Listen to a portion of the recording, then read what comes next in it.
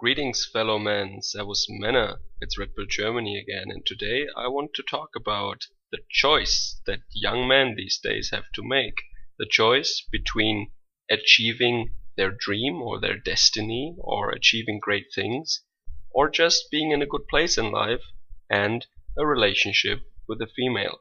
What's it gonna be? So very generally, I would say that these days young men should wait at least until their mid-30s before they commit to cohabitation or marriage.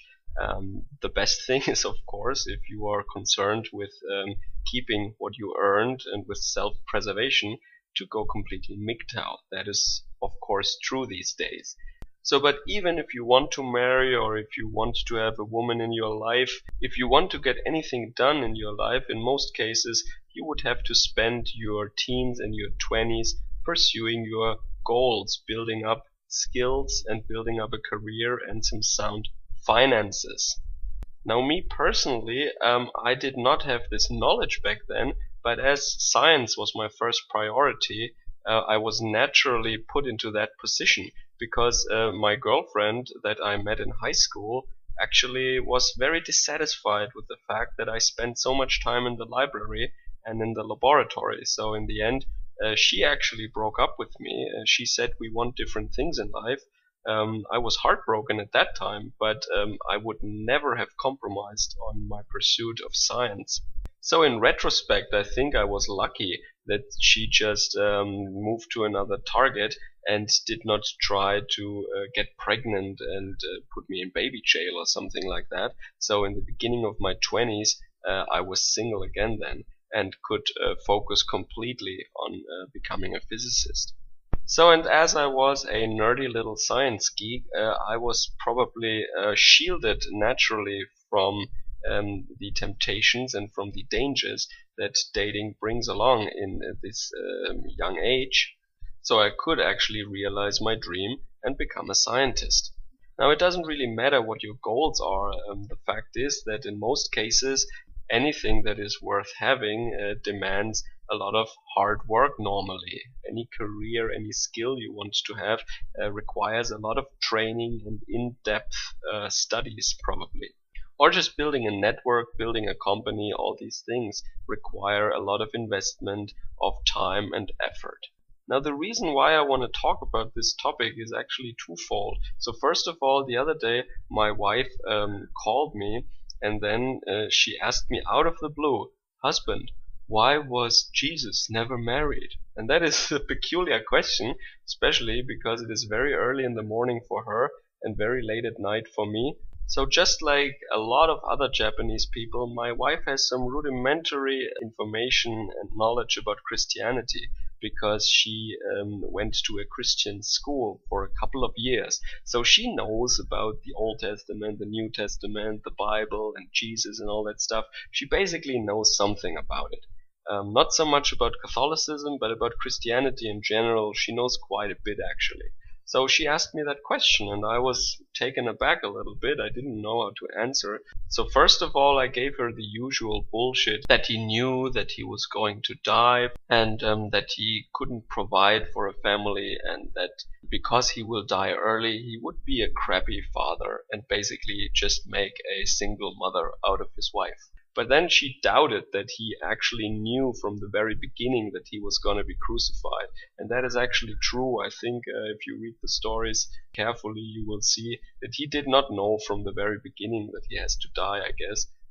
I could be wrong on that one, but nevertheless. So after she was not really satisfied with my initial answer, I just paused for a couple of seconds and then I decided to tell her, well, my honest opinion is that he really had a lot of stuff to do. He needed to gather a following, like his disciples and all the people who followed him. He wanted to spread a message, like a political leader or like a spiritual leader. And that needed all his time and energy. And with a wife or a girlfriend and kids on the side, he just wouldn't have been able in his 20s and in his early 30s to pull it off, quite frankly. So even his disciples like Peter were actually dropping everything when he called on them. I mean, Jesus said, leave everything behind and follow me. And they were actually, because they were fishermen, they were actually fiddling around with nets, and they dropped the nets and they followed him.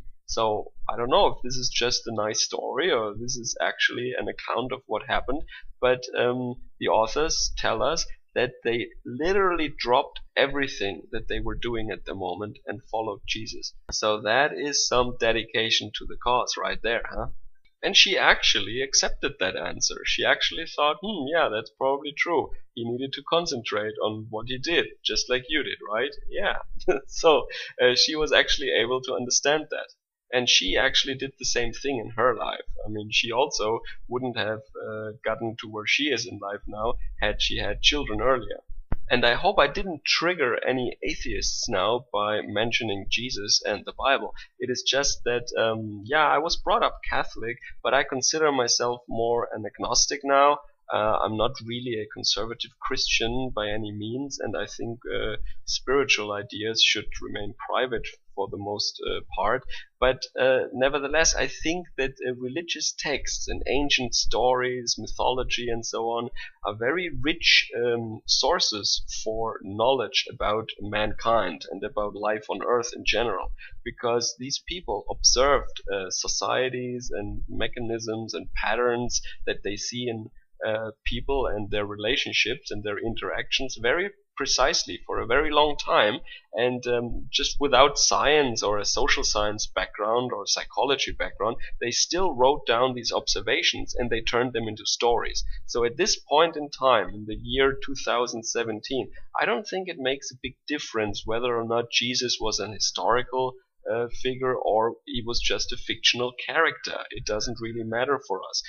Just imagine the story of the Good Samaritan. I mean, that was a story that Jesus told to make a point. It doesn't really matter to us if there was ever a guy from Samaria who helped a guy who was robbed by a couple of people and lay injured by the roadside, and this guy from Samaria, he helped him and paid for the room for a couple of days and cleaned his wounds and so on so that he can get better. I think it doesn't really matter if that is just a fictional story or if it is historical fact. Even within the New Testament, that is labeled as a story that Jesus tells people to make a point.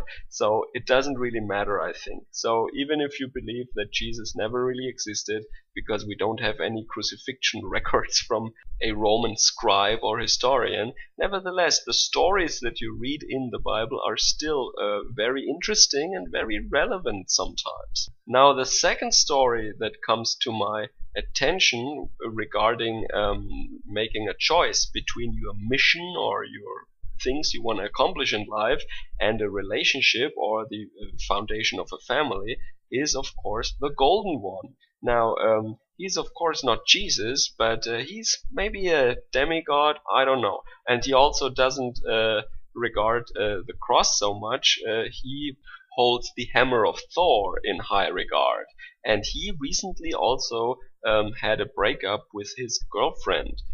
He said in the last video that he published, he doesn't publish any videos at the moment, he will publish some more soon, I guess, that it was a breakup from both sides, that he has a mission and she doesn't want to follow him, so they both agreed that they will split up. And there was no drama of any kind, he says. Now, he was still in Ireland with his girlfriend when he was recording this video, but his mission is, of course, his glorious quest to take back his ancestral fatherland of Sweden. And we all know in what state Sweden is at the moment. Even Donald Trump knows about that.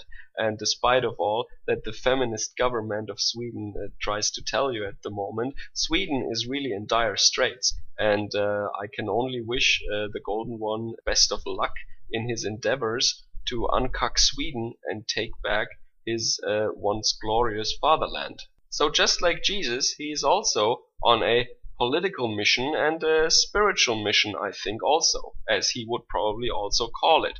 And that requires a lot of strength, a lot of dedication, a lot of focus, a lot of time and effort.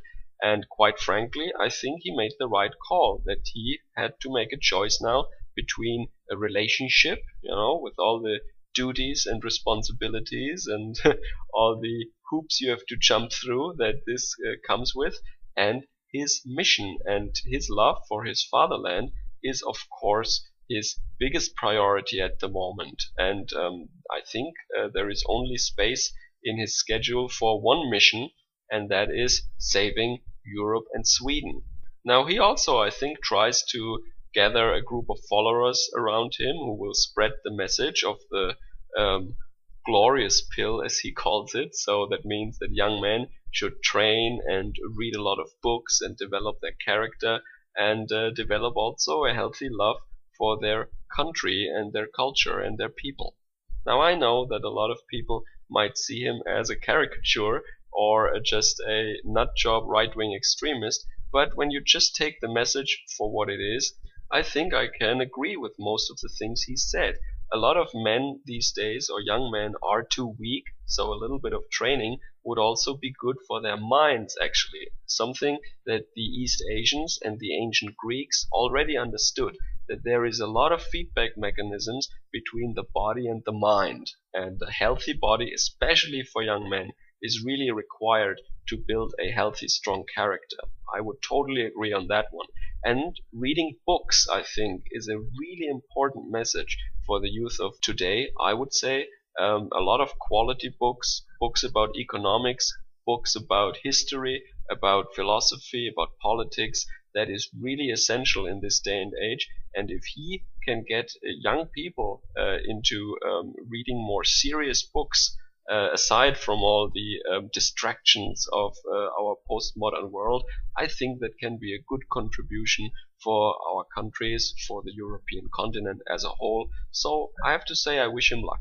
So these two stories inspired me to make this video, actually, to really state very clearly that as a young man, in most cases you really have to decide, and I know it is hard, but in most cases you really have to make a choice between having a family young or staying with your girlfriend who might dump you anyway in a couple of months or in a year, or you go after your dreams, you pursue your career, you build up your business, or you build up your skills or your knowledge, or achieve something that you really want to have.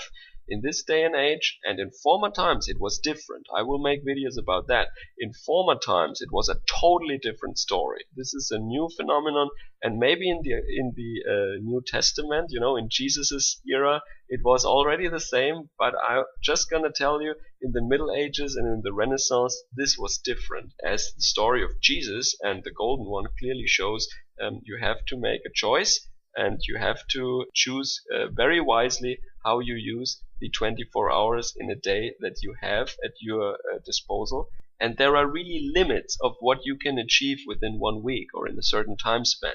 And a lot of people procrastinate these days, and they say, oh, I do it next year. Oh, in the future I will do this and that. No, you have to start early. You have to start now. Don't focus just on one single thing, always be open-minded, of course, but you cannot procrastinate forever. And in many cases, relationships are what is destroying young men's dreams, or what keeps them from becoming a well-rounded, accomplished man. So I hope the use of these two examples to clarify my point wasn't too triggering for a lot of my audience, but I thought these two stories are rather fitting, actually. So enjoy the rest of your Sunday. Have a good day. Servus, Kameraden.